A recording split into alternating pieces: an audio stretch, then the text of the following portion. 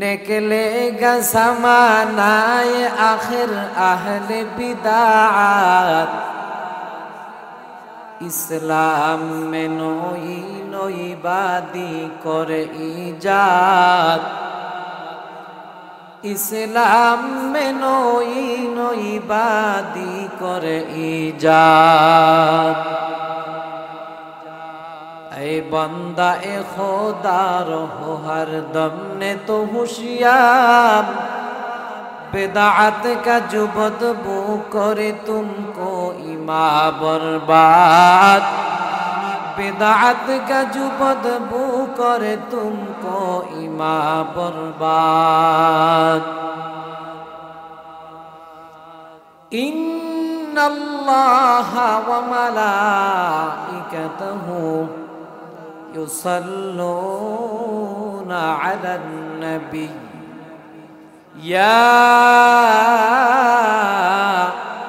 अय्युहल्लज़ीना आमनू सल्लु अलैहि वसल्लिमू तस्लीमा अल्लाहुम्मा सल्लि अला सय्यिदिना व नबिय्यिना व शफीना व हबीबना व मौलाना मुहम्मद सल्लल्लाहु अलैहि व अला आलिहि व अस्हाबिहि व बारक व सल्लिम मुहम्मद इब्ने हुसैन बगदादी रहमातुल्लाहि अलैहि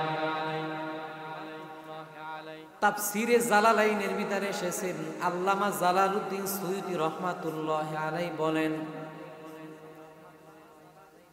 মুহাম্মদ ইবনে বাগদাদ রাহমাতুল্লাহি আলাইহি বাগদাদ শহর থেকে একটা দাসী মেয়ে কিনে আনলেন যার চেহারা একেবারে কুচকুচে কালো দেখতে তেমন সুন্দর না এবং কথাও ঠিকভাবে বলতে পারেন না মুহাম্মদ ইবনে বাগদাদি রাহমাতুল্লাহি আলাইহি তাকে দেখে কিনে আনলেন বাসায় নিয়ে আসলেন কিন্তু ওই মেয়েটা দাসী মেয়েটা প্রতিদিন সকাল থেকে সন্ধ্যা পর্যন্ত তার যেই কাজ কলাপ সবগুলি করে আর রাত্রিবেলা আল্লাহ পাকের দরবারে সেজদা করে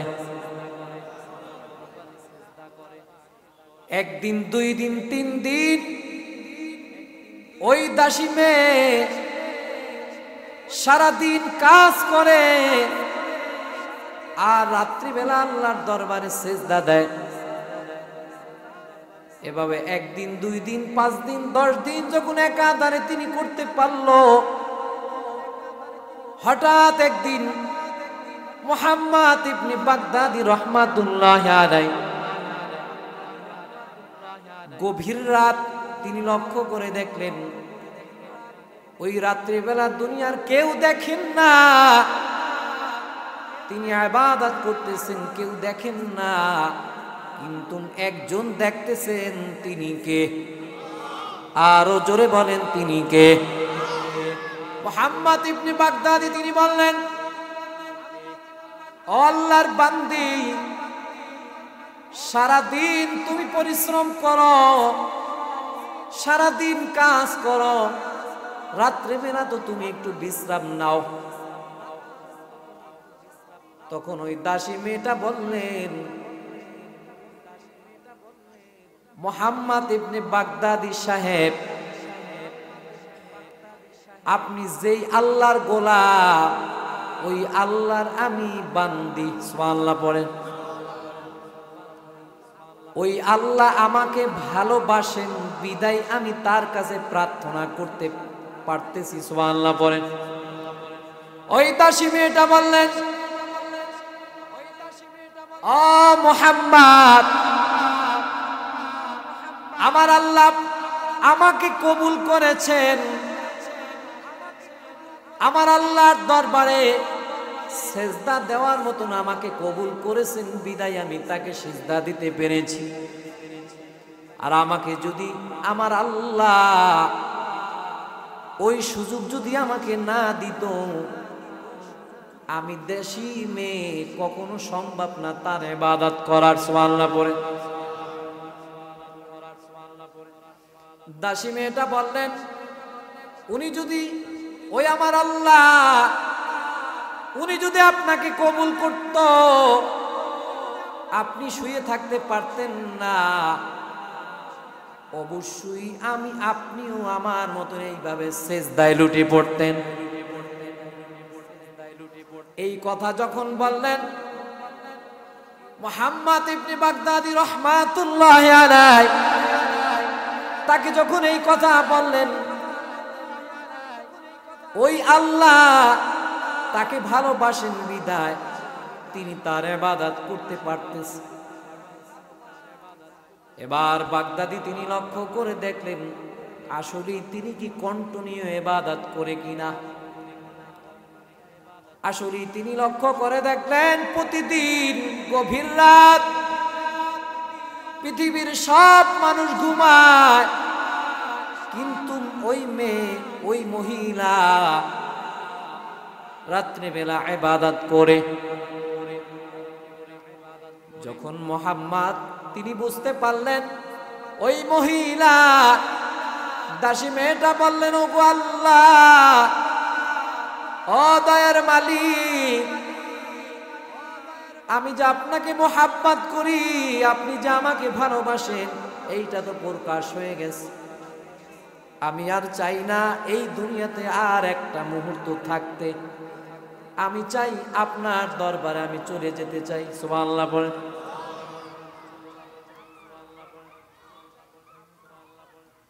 কিছুদিন পরে ওই মেয়েটা দুনিয়া ছেড়ে বিদায় নিয়ে চলে গেল। মুহাম্মদ ইবনে বাগদাদি রাহমাতুল্লাহি আলাইহি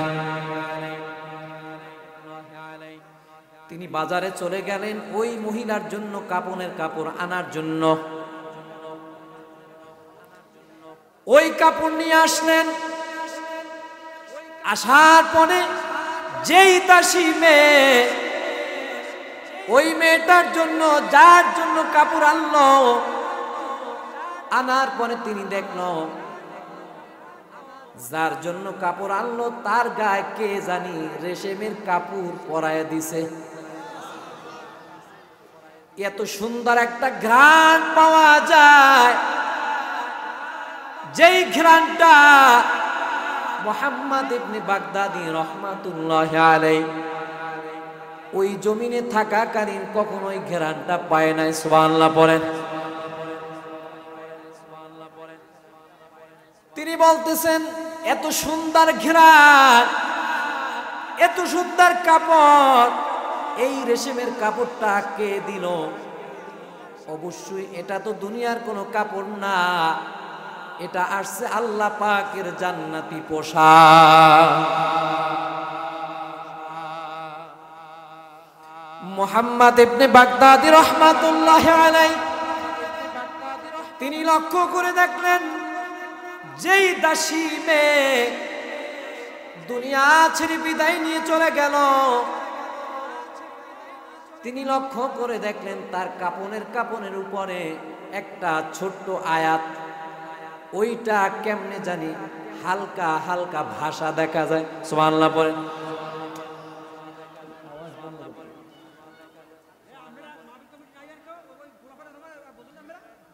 যেই আওয়াজ, যেই আয়াত তিনি দেখল, ওই আয়াতটা হলো আল্লাহ পাকের পবিত্র কালামের আয়াত। লেখা হচ্ছে, আলা ইন্না আউলিয়া আল্লাহি লা খাউফুন আলাইহিম ওয়ালা হুম ইয়াহজানুন। জোরে বলেন আল্লাহু আকবার। আমার আল্লাহ পাক বলেন, আল্লাহ বলেন তো আমাদের রিজিকের মালিক কে? আমাদের রবের নাম কি? ওই আল্লাহ। তিনি বলতেছেন যারা ওলি আল্লাহ, খাঁটি আল্লাহর বান্দা, তাদের জন্য কোনো ভয় নাই, দুনিয়াতেও কোনো ভয় নাই, আখিরাতেও কোনো ভয় নাই। ওই মানুষটা দুনিয়া থেকে বিদায় নিতে দেরি করবে, আল্লাহর জান্নাত পেতে দেরি করবে না।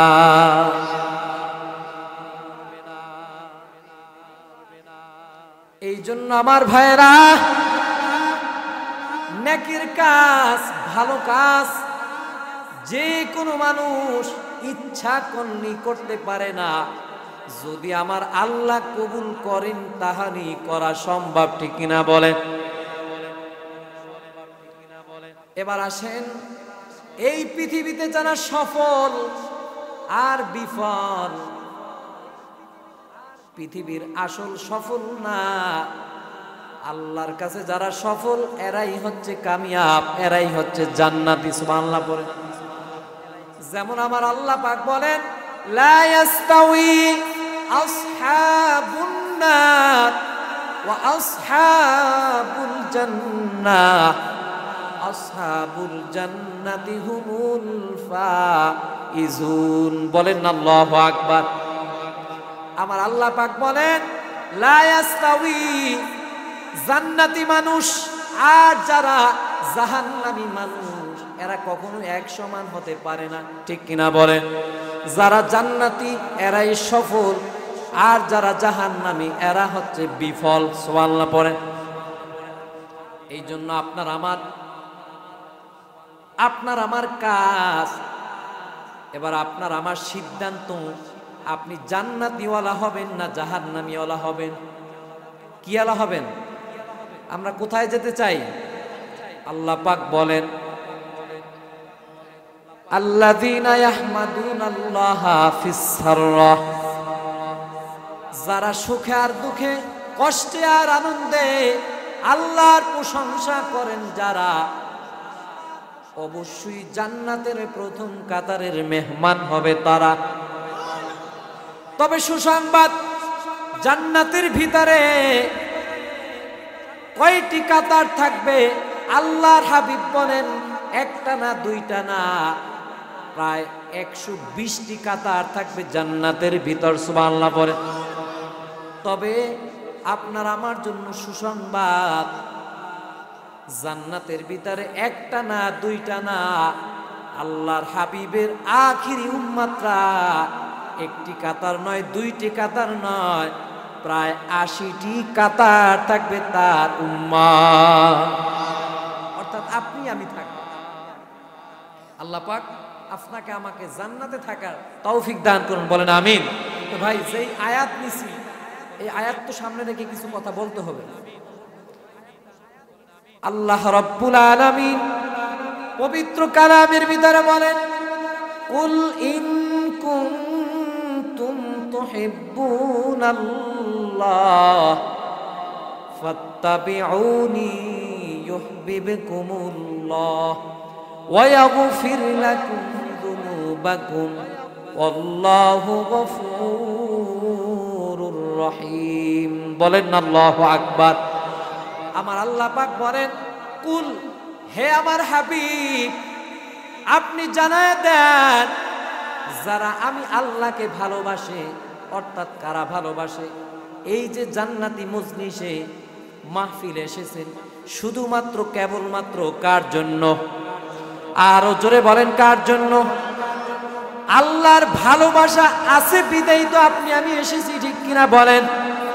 আমার আল্লাহ বলেন, হে আমার হাবিব, আপনি জানায় দেন, কুল, নিশ্চয়ই কুল, আপনি বলে দেন, ইন কুনতুম তুহিব্বুনাল্লাহ, যারা আমি আল্লাহকে ভালোবাসে তারা জানি আপনি নবীর অনুসরণ অনুকরণ করে। সুবহানাল্লাহ পড়েন।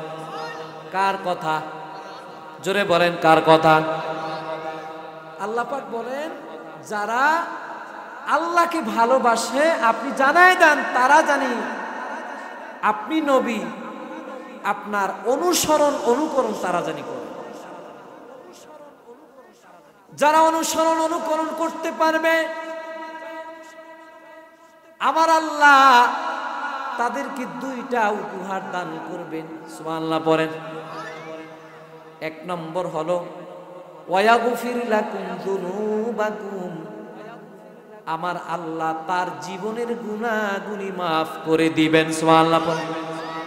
আল্লাহু গফুরুর রহিম, বলেন তো এই পৃথিবীতে যত বড় দয়াশীল দেখেন না কেন, সব থেকে বড় দয়াময় একজন, তিনি কে? আরো জোরে বলেন, তিনি কে? ওই আল্লাহ, তার দয়া দিয়ে মায়া দিয়ে আমার আল্লাহ আপনার আমার জীবনের সব গুনাহগুলি মাফ করে দিবেন। এবার আসেন, অনুসরণ কি? আমার আল্লাহর কথা এবং আমার আল্লাহর সরাসরি কথা। আল্লাহকে ভালোবাসার মাপকাঠি হলো তার রসুল, আর তার রসুলকে ভালোবাসার মাপকাঠি হলো তার সুন্নাত। সুবহানাল্লাহ পড়েন। রসুলকে ভালোবাসার মাপকাঠি কি? সুন্নাত। রসুলকে কতটা ভালোবেসেছেন সাহাবীরা? আল্লাহর হাবিব, আখিরি নবী, আমাদের মায়ার নবীজি, দয়ার নবীজি মুহাম্মাদুর রাসূলুল্লাহ সাল্লাল্লাহু আলাইহি ওয়াসাল্লাম নবীকে কতটা অনুসরণ অনুকরণ করেছেন, নবীকে কতটা ভালোবেসেছেন সাহাবায়ে কেরাম। আল্লাহর হাবিব সব থেকে বেশি রক্ত ঝরেছেন, সেটা হলো উহুদের ময়দানে। কোথায়? উহুদের ময়দানে আমার নবীজির দাঁত মোবারক শহীদ হয়েছে। আল্লাহর হাবিব আমাদের প্যারা নবীজি উহুদের যুদ্ধের সময় আল্লাহর হাবিবের সামনে একজন সাহাবী দাঁড়ায় গেলেন, তার নাম হলো হযরত কতাদা। কতাদার সামনে দাঁড়ায় গেলেন, নবীজি বললেন, ও কতাদা, তুমি কেন সামনে দাঁড়াইলা? কতাদা বললেন, ইয়া রাসূলুল্লাহ, ইয়া হাবিবাল্লাহ, আমি আমার জীবনের থেকে বেশি আপনাকে আমি মোহাব্বত করি, ভালোবাসি। সুবহানাল্লাহ বলেন। ও নবীজি, আপনি জানেন না, আমার জীবন দিয়ে হলেও তারপরে আমি আপনাকে বাঁচাবো। কতাদা নবীর সামনে দাঁড়ায় গেলেন, একের পরে এক তীর আসতে লাগলো। হযরত কতাদা এক একটা তীর আসে, সামনে দিয়ে ঢুকে পিছন দিয়ে বের হয়ে যায়, একটা চিৎকার দেয়, আবার নবীর দিকে তাকায়, চিৎকার বন্ধ হয়ে যায়। এইভাবে এক এক করে, একটা না দুইটা না, একের পরে এক তীর আসতে লাগলো। আল্লাহর হাবিব লক্ষ্য করে দেখলেন হযরত কতাদার চোখের ভিতরে দুই চোখ, তীর ঢুকলো, চোখ দুইটা বের হয়ে গেল। এবার চোখ দুইটা জ্বলতেছেন। কতাদা বললেন, ইয়া রাসূলুল্লাহ, ইয়া হাবিবাল্লাহ, যেই চোখ দিয়ে আমি কতাদা আপনাকে দেখতাম, এখন তো আপনাকে আর দেখবো না। ও নবীজি, আজকের পর থেকে তো আপনাকে আর দেখতে পাবো না রে নবী। আমার নবীজি কতাদার যেই চোখ ঝুলন্ত ছিল, আল্লাহর হাবিবের কুদরতি হাত দিয়া ওই চোখ দুইটা আবার জায়গা মতন লাগাই দিল। লাগাইতে দেরি, যা দেখতো আগে যেই পাওয়ার ছিল তার থেকে কোটি কোটি গুণ বেশি আমার আল্লাহ তার চোখে পাওয়ার দিয়েছে। এই কথাটা একটার পরে একটা তীর আসলো, তারপরে কথাটা বিদায় নিলেন না। তাফসীরের ভিতরে পাওয়া যায় এই কতাদার শরীরের ভিতরে একটা না দুইটা না, প্রায় ৯৭টা তীর ঢুকেছেন। কয়টা? তারপরও রাখছেন কে? আল্লাহর হাবিব সাহাবীদেরকে বলতেন, ও সাহাবীরা দেখো আমার শহীদ সাহাবী হযরত কতাদাকে। সুবহানাল্লাহ পড়েন। নবীকে শুধু সাহাবীরাই ভালোবাসতেন, পুরুষরা ভালোবাসতেন বিষয়টা এমনটা না। আমার নবীকে মহিলারাও ভালোবাসতেন, ঠিক কিনা বলেন? যেমন একজন সাহাবী উহুদ যুদ্ধের সময় ওই মহিলা মানুষের কাছে জিজ্ঞাসা করতেছেন, দাঁড়ান, কই যান আপনারা? কোত্থেকে আসলেন, কই যাচ্ছেন? এক একজনে বলতেছেন, আমরা উহুদ যুদ্ধ থেকে এসেছি, তবে আপনার বাবা এবং আপনার স্বামী, আপনার সন্তান এক এক করে বিদায় নিয়ে চলে গেছেন, এবং আপনার ভাই, অর্থাৎ বাবা, ভাই এবং স্বামী এবং সন্তান, চারটা জিনিস হারাইছেন। কয়টা? যখন বললেন, এক একজনে বলতেছেন আপনার স্বামী চলে গেছে, আপনার বাবা বিদায় নিয়ে চলে গেছে, আপনার ভাই বিদায় নিয়ে গেছে। ওই মহিলা ডাক দিয়া বললেন, ও আল্লাহর বান্দা, আল্লাহর জাতের কসম, আমার ভাই বিদায় নিছে, আমার কষ্ট নাই। আমার সন্তান বিদায় নিছে, আমার কোনো কষ্ট নাই। আমার স্বামী বিদায় নিয়ে চলে গেছেন, আমার কোনো দুঃখ নাই। তবে আমার কাছে একটা কষ্ট, বলেন তো আমার নবী এখন কেমন আছে? আমার নবী এখন কেমন আছে? আমি একটু জানতে চাই, আমার নবী এখন কেমন আছে? তারা বিদায় নিছে, এটা কিছু আমার কাছে যায় আসে না। আমি চাই আমার নবীর তার চেহারা মুবারক দেখার জন্য আমি বড় বেকুল হয়ে গেছি। সুবহানাল্লাহ পড়েন। মহিলাকে ডাক দেয়া বললেন, আল্লাহর হাবিব এখন আহত অবস্থায় রয়েছেন, অসুস্থ অবস্থায় রয়েছে।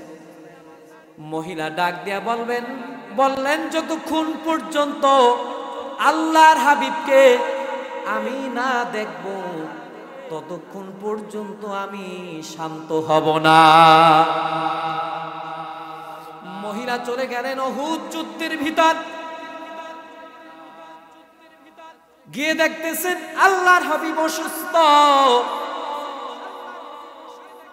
সামনে যখন দাঁড়াইলেন, বললেন, ইয়া রাসূলুল্লাহ, ইয়া হাবিবাল্লাহ, আমার সন্তান বিদায় নিয়ে চলে গেছে, আমার স্বামী বিদায় নিয়ে চলে গেছে, আমার বাবা বিদায় নিয়ে চলে গেছে, আমার ভাই বিদায় নিয়ে চলে গেছে, আমার কোনো কষ্ট নাই নবী গো।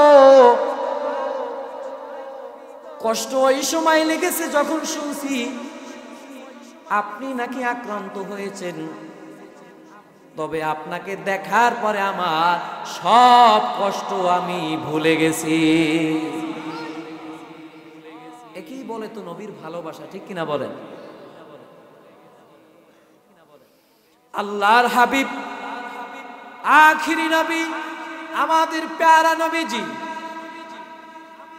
তাকে যারা অনুসরণ অনুকরণ করতে পারবে যারা, অবশ্যই তারা কিন্তু জান্নাতের মেহমান হবে তারা। সুবহানাল্লাহ বলেন। যেমন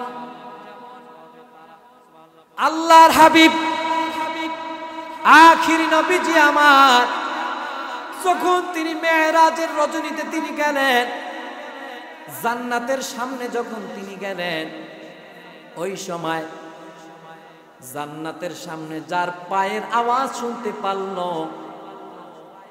ওইটা দুনিয়ার তামাম অন্য কোনো মানুষ না, তার নাম হলো হযরত বিলাল। সুবহানাল্লাহ বলেন। এই পৃথিবীতে আপনি আমি যেইখানে বিদায় নিয়ে চলে যাব, যেই জায়গায় কবর হবে, ওই জায়গা থেকে আপনি আমি ফুটে তারপরে উঠবো, ঠিক কিনা বলেন? বলেন তো, এই পৃথিবীটা স্থায়ী না ক্ষণস্থায়ী? কথা বলতেছেন না কেন? স্থায়ী না ক্ষণস্থায়ী? কখন, কোন দিন, কোন সময় বিদায় নিতে হবে দুনিয়ার কেউ জানেন না, এটা একজন জানেন, তিনি কে? আরো জোরে বলেন, তিনি কে? তবে যেইখানে বিদায় নিয়ে চলে যাব, যেইখানে দাফন হবে, ওই জায়গা থেকে আমার আল্লাহ আপনাকে আমাকে উঠাইবেন, ঠিক কিনা বলেন? কিন্তু হযরত বিলাল মৃত্যুবরণ করেছে শাম দেশে। কোথায়? শাম দেশে মৃত্যুবরণ করেছেন। আল্লামা তকি উসমানী এবং তারিক জামিল সাহেব রহমাতুল্লাহি আলাইহি তার বইয়ের ভিতরে তিনি ঘটনা টেনেছেন। আল্লাহর হাবিব সবার আগে কিয়ামতের দিন তিনি উঠবেন। সুবহানাল্লাহ পড়েন। আল্লাহর হাবিব উঠবেন, ডান দিক থেকে আবু বকর ডান দিক থেকে উঠবেন, আর বাম দিক থেকে হযরত ওমর উঠবেন। সুবহানাল্লাহ পড়েন। আর পায়ের দিক থেকে যিনি উঠবেন তার নাম হলো হযরত বিলাল। অথচ ওই বিলাল দেখতেও সুন্দর না, কথাটাও ঠিক মতন বলতে পারতেন না রে বিলাল, কথাও বাস্তব। কিন্তু নবীকে এতটা ভালোবেসেছেন, নবীর অনুকরণ করেছে, ওই বেলাল নবীর সঙ্গী আল্লাহর জান্নাতে যাবে। পৃথিবীর সব মানুষ হেঁটে হেঁটে যাবে, হাসরের ময়দানে সবাই হেঁটে হেঁটে যাবে, আর আমার নবীজি, দয়াল নবীজি, তিনি একটা উটের পিঠে করে তারপরে যাবেন। সুবহানাল্লাহ বলেন। কিন্তু আল্লাহর হাবিবের সঙ্গে হযরত বেলালও তার সাথে সাথে যাবে। বলেন তো, এই বেলালের মর্যাদা, সম্মান, এটা কি তার নিজের কারণে না নবীর ভালোবাসা অনুসরণ করার জন্য? তাহলে নবীজির অনুসরণ অনুকরণ আপনার আমার করার দরকার আছে না নাই? সবাই বলেন আছে না নাই? করবেন তো ইনশাআল্লাহ? কবুল করেন, বলেন আমিন। নবীর অনুসরণ কাকে বলে? নবীজি শিক্ষা দিয়েছেন নামাজ পড়তে হবে তাদিল আর কামের সাথে, এবং আমার নবী বলেছেন সল্লু কামা রাআইতুমুনি উসাল্লি, নামাজ পড়ো ওইভাবে যেইভাবে আমার নবী নামাজ পড়েছেন, ঠিক কিনা বলেন?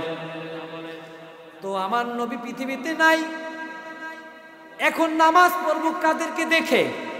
প্রশ্ন আসে কিনা? আল্লাহর হাবিব তার নামাজ দেখছেন, সাহাবীরা কারা? জোরে বলেন কারা? আল্লাহর হাবিব গভীর রাত তিনি একটু বের হইলেন, হযরত আবু বকর সিদ্দিক রাদিয়াল্লাহু তাআলা আনহু তার বাসার সামনে নবীজি দাঁড়াইলেন। যখন দাঁড়াইলেন, দাঁড়ানোর পরে তিনি শুনতে পাইলেন আবু বকর দাঁড়ায়া গভীর রাত আস্তে আস্তে করে তেলাওয়াত করে, আর সিজদায় গিয়ে বলতেছেন, আল্লাহ তুমি যদি মাফ না করো জান্নাত সম্ভব না। সুবহানাল্লাহ বলেন। অথচ এই আবু বকর এই দুনিয়াতে থাকাকালীন আবু বকর, ওমর এরা কিন্তু দুনিয়াতে থাকাকালীন জান্নাতের সার্টিফিকেট পেয়েছেন, ঠিক কিনা বলেন? অথচ এই আবু বকর আস্তে আস্তে তেলাওয়াত করতেছে আর সিজদায় গিয়ে আমার আল্লাহর নামটা নিতেছেন। সুবহানাল্লাহ বলেন। আল্লাহর হাবিব আবু বকরের বাড়ি থেকে একটু সামনে আগাইলেন। হযরত ওমরের বাড়ির সামনে যখন দাঁড়াইলেন, আল্লাহর হাবিব তিনি লক্ষ্য করে শুনতেছেন যে আবু বকর আস্তে আস্তে তেলাওয়াত করত আর ওমর জোরে জোরে তেলাওয়াত করতেছে। সুবহানাল্লাহ পড়ে নামাজ আদায় করতেছেন ফজরের সময়। আল্লাহর হাবিব নামাজ শেষ করে সাহাবীদের দিকে মুখ ঘুরে বলতেছেন, ও আবু বকর, ও ওমর, আবু বকর তুমি নামাজের ভিতর আস্তে আস্তে তেলাওয়াত করো কেন, কারণ কি? আর ওমর তুমি কেন জোরে জোরে তেলাওয়াত করতেছো, কারণ কি?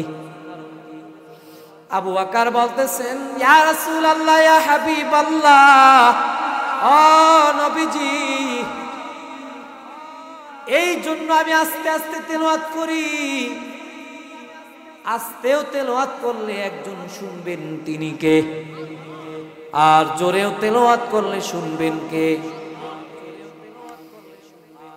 আবু বকর বলতেছেন, নবীজি আমার আস্তে আস্তে তেলাওয়াত করি, আমি দুনিয়ার কোনো মানুষকে কষ্ট দেওয়ার জন্য আমি জোরে জোরে তেলাওয়াত করি না।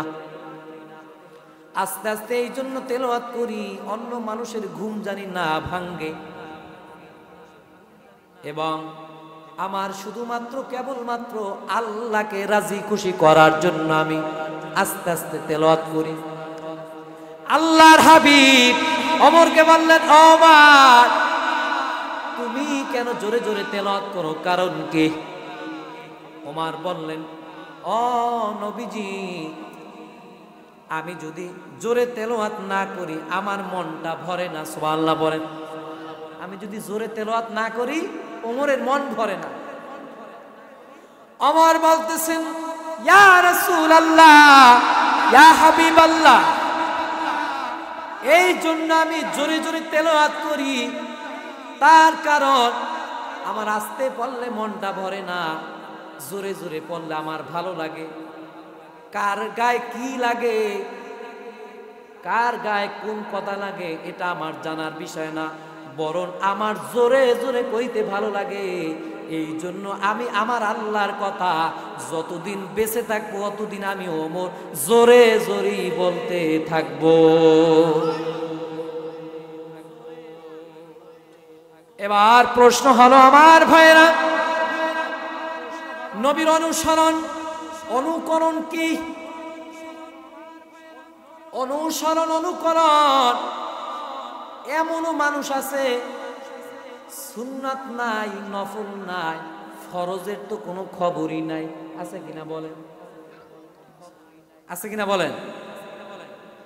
সুন্নাত নাই, নফল নাই, কোনো কিছু নাই।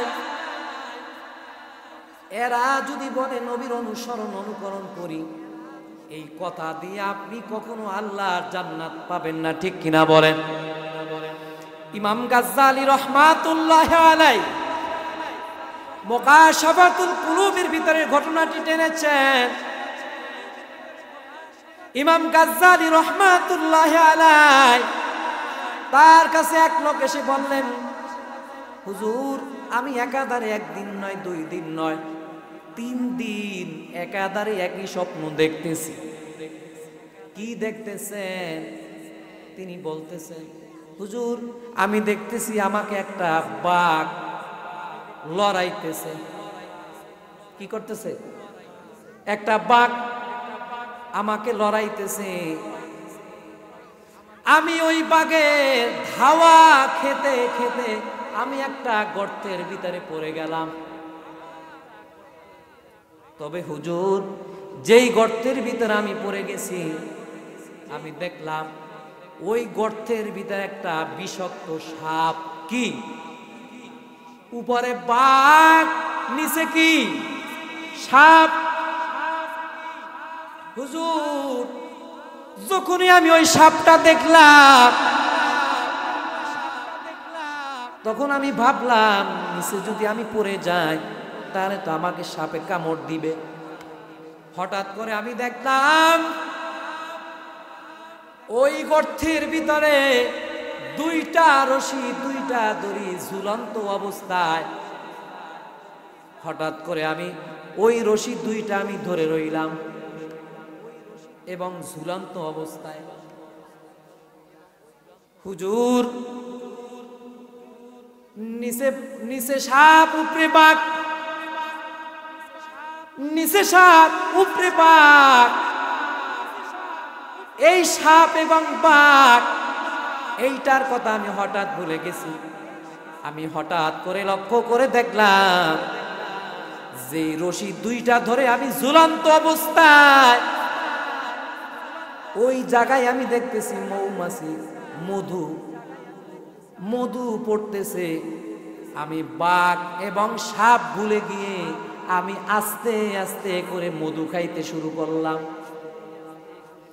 তবে মধু খাইতে খাইতে হঠাৎ করে একদিন আমি দেখলাম যেই দুইটা রশি ছিল ওই দুইটা রশি হঠাৎ করে পুরান হয়ে গেল।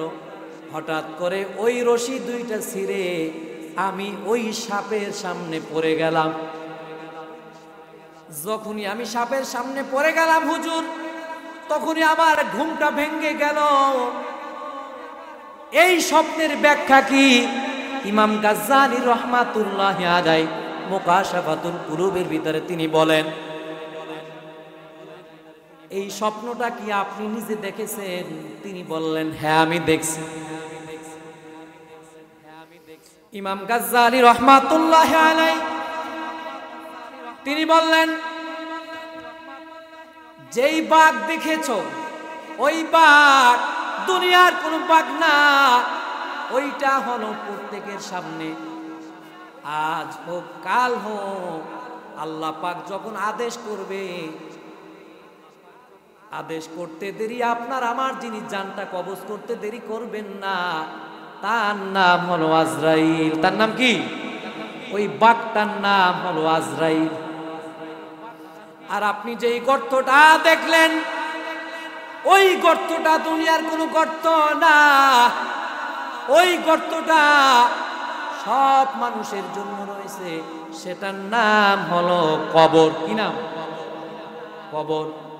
আর আপনি যেই গর্তের ভিতরে যেই সাপটা দেখলেন ওটা আসলে সাপ, তবে দুনিয়ার কোনো সাপ না, ওটা হলো জাহান্নামের সাপ। নাউজুবিল্লাহ পড়েন। আর তুমি যেই রশি দুইটা দেখলা, একটা রশি হলো দিন আর একটা রশি হলো রাত। আর যেই মৌমাছি দেখলা মধু খাইতেছে, আসলে ওটা দুনিয়ার কোনো মধু না, ওটা হলো দুনিয়ার লোভ লালসা। এই পৃথিবীতে আমরা এসেছি যে সময় প্রথম এসেছি ওই সময় সবাই কিন্তু নিষ্পাপ হয়ে এসেছি, ঠিক কিনা বলেন? নিষ্পাপ হয়ে পৃথিবীতে এসেছি, কিন্তু কারো জন্য বদনসিব, কারো জন্য জান্নাত, আর কারো জন্য হয়ে যাবে জাহান্নাম, ঠিক কিনা বলেন? তবে যারা জান্নাতি তারা হলো সফল, আর যারা জাহান্নামী তারা কিন্তু কোনো সময় সফল না, ঠিক কিনা বলেন? ইমাম গাজ্জালী রাহমাতুল্লাহি আলাইহি তিনি বললেন, যেই মৌমাছি দেখলা, যেই মধু দেখলা, ওই মধুটা হলো দুনিয়ার মানুষ পৃথিবীতে আসে, আসার পরে আল্লাহ এবং রসুলকে ভুলে গিয়ে দুনিয়ার লোভ লালসার দিকে যখন তার অন্তরের ভিতরে দুনিয়ার লোভ লালসা যখন একটার পর একটা ঢুকে যায়, আমার ভাইরা, তার ভিতরে নামাজ ভালো লাগে না, জিকির ভালো লাগে না, কোনো কিছু ভালো লাগে না, ঠিক কিনা বলেন? এই যে ওয়াজ, এই যে মাহফিল আজকে যেভাবে চলতেছে আগামীকাল এই জায়গায় হবে না, ঠিক কিনা বলেন? হতে পারে আপনার আমার জীবনের শেষ মাহফিল। আমার ভাইরা, এই জন্য পৃথিবীতে আমরা সবাই এসেছি নিষ্পাপ হয়ে। আল্লাহর কাছে দোয়া করি, আল্লাহ আপনি আমাদের সবাইকে যেভাবে নিষ্পাপ হয়ে এসেছি, আপনি আমাদের সবাইকে নিষ্পাপ হয়ে যাওয়ার তৌফিক দান করুন। সকলে বলেন আমিন। এরপরে যে আয়াত বলেছি, মূল আয়াতের শেষ কথা, 1 নম্বর কথা, আল্লাহকে ভালোবাসতে হবে। তবে আল্লাহকে ভালোবাসার মাধ্যম হলো তার নবী। ঠিক কিনা বলেন? তার নবীর অনুসরণ অনুকরণ, এইটার ভিতরেই থাকবে আপনার আমার জান্নাত। তাই আল্লাহ পাক আপনাকে আমাকে 5 ওয়াক্ত নামাজ জামাতের সাথে আদায় করার তৌফিক দান করুন। সকলে বলে আমিন। সামনে আসতেছে রমজান মাস। এই রমজানে সবাই রোজা থাকবেন তো ইনশাআল্লাহ। রমজানের আগে প্রস্তুতি নেওয়ার দরকার আছে কিনা? আজকে এখান থেকে আমি একটা ছোট্ট একটা ওয়াদা নিব, রমজানের 30টা রোজা রাখবেন। কে কে রাখবেন? নারায়ে তাকবীর, নারায়ে তাকবীর। 5 ওয়াক্ত নামাজ আদায় করবেন ইনশাআল্লাহ। পড়েন। এই যে হাত জাগাইছেন, দেখছে কে? আল্লাহ সাক্ষী, আল্লাহ কবুল করেন। বলেন আমিন। ওয়া আখির দাওয়ানা আনিল হামদুলিল্লাহি রাব্বিল আলামিন।